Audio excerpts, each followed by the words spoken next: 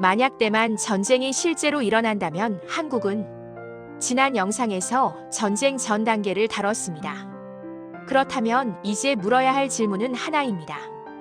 만약 중국이 정말로 대만을 침공한다면 한국은 어떻게 되는가? 이건 가정이 아닙니다. 미국 국방부는 이미 2027년을 가능성 있는 시점으로 지목했습니다. 1년 후의 이야기입니다. 그리고 한국은 이 전쟁에서 중립을 지킬 수 없습니다. 왜 한국은 중립이 불가능한가? 지리적 현실. 대만에서 한국까지는 1,500km입니다. 서울에서 부산을 5번 왕복하는 거리입니다. 미군은 현재 한국에 28,500명이 주둔하고 있습니다. 평택 미군기지는 해외 최대 규모입니다. 그리고 오산 공군기지에는 F-16 전투기 40대가 24시간 대기 중입니다. 군사적 현실. 대만 전쟁이 나면 주한미군은 자동으로 작전에 투입됩니다. 이건 한국 정부가 결정할 문제가 아닙니다. 한미 상호방 위조약 제4조에 따라 미군은 독자적 작전권을 갖습니다. 즉, 한국 영토가 미군의 출격 기지가 되는 순간 한국은 이미 전쟁 당사자입니다.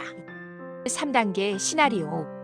전쟁이 시작되면 한국은 3단계 충격을 받게 됩니다. 1단계 D-Day 72시간 군사적 충격. 중국은 가장 먼저 주한미군 기지를 타격 대상 목록에 올립니다. 2023년 중국 국방백서는 명시적으로 적대 세력의 영내 기지를 선제 타격 대상으로 언급했습니다. 평택, 오산, 군산.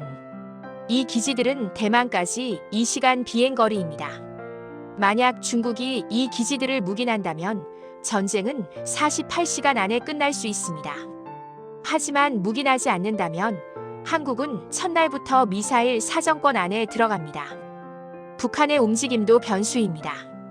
대만 전쟁은 북한에게 절호의 기회입니다. 미군이 대만에 집중하는 동안 북한은 서해 오도나 DMZ에서 도발 강도를 높일 가능성이 큽니다. 한국군은 동시에 두 전선을 감당해야 하는 상황에 직면합니다. 2단계 일주한개월 경제적 충격. 전쟁 첫 주 한국 경제는 3가지 경로로 타격받습니다. 첫 번째, 해상 운송 마비입니다. 한국 수출품의 40%가 대만 해협을 지나갑니다. 이 길이 막히면 모든 화물은 인도네시아를 우회해야 합니다. 운송 시간은 2주 증가하고 운송비는 300% 상승합니다. 두 번째, 반도체 공급망 붕괴입니다.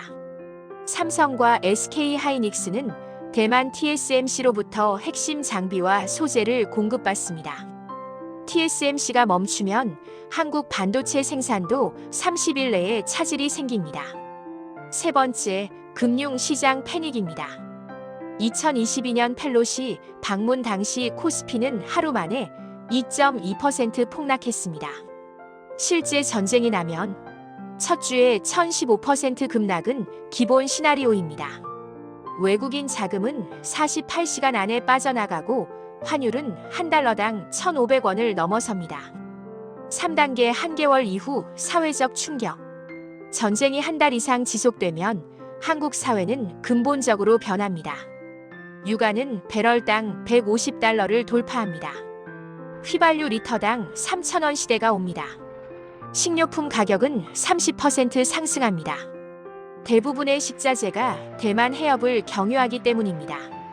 그리고 가장 무서운 건 징병제 국가라는 현실입니다. 전쟁이 장기화되면 예비군 동원령이 검토됩니다. 만 40세 이하 남성 500만 명이 대상입니다. 이건 시뮬레이션이 아닙니다. 국방부 비상계획에 실제로 포함된 내용입니다. 한국의 선택지. 그렇다면 한국은 무엇을 할 수 있을까요? 선택지 1. 미국 편에 적극 가담. 주한미군 기지 사용을 전면 허용하고 한국군 일부를 대만 방어에 파견합니다. 장점은 전쟁 이후 한미동맹이 더욱 공고해진다는 점입니다. 단점은 중국의 직접 타격 대상이 되고 전후 중국과의 관계가 완전히 단절된다는 점입니다. 선택지 2. 제한적 협력. 주한미군의 출격은 묵인하되 한국군은 직접 개입하지 않습니다. 장점은 중국에게 우리는 어쩔 수 없었다는 명분을 줄 수 있다는 점입니다. 단점은 미국의 신뢰를 잃고 실제로는 중국의 타격을 피하기 어렵다는 점입니다. 선택지 3 중립 선언. 주한미군 기지 사용을 불허하고 중립을 공식 선언합니다. 이건 사실상 불가능합니다. 한미 상호방 위조약을 일방적으로 파기하는 행위이며 미국의 한반도 방위 공약도 함께 사라집니다. 북한이 이 틈을 놓칠 가능성은 100%입니다. 준비는 가능한가? 그렇다면 우리는 무엇을 준비할 수 있을까요? 국가 차원. 첫째, 반도체 공급망 다변화입니다. 대만 의존도를 줄이고 유럽과 미국 본토의 대체 공급선을 확보해야 합니다. 둘째, 에너지 비축입니다. 현재 한국의 석유 비축량은 91치입니다. 최소 180일로 늘려야 장기전을 버틸 수 있습니다. 셋째, 민방위 체계 정비입니다. 마지막 전국 민방위 훈련이 제대로 된 게 언제였습니까? 대부분의 국민은 가까운 대피소 위치조차 모릅니다. 개인 차원. 첫째, 비상자금 확보입니다. 최소 3개월치 생활비를 현금으로 보유하십시오. 전쟁 초기에는 ATM도 멈출 수 있습니다. 둘째, 포트폴리오 점검입니다. 대만 노출도가 높은 반도체, 해운, 항공주는 비중을 줄이고 방산과 에너지주를 편입하십시오. 셋째, 가족 비상 연락망입니다. 휴대폰이 마비될 경우를 대비해 만날 장소와 연락수단을 미리 정해두십시오. 2027년은 1년 후입니다. 한국 정부는 이미 시뮬레이션을 돌리고 있습니다. 미국 국방부도 중국 인민해방군도 같은 계산을 하고 있습니다. 우리가 이 전쟁을 막을 수는 없습니다. 하지만 준비는 할 수 있습니다. 구독과 알림 설정 부탁드립니다.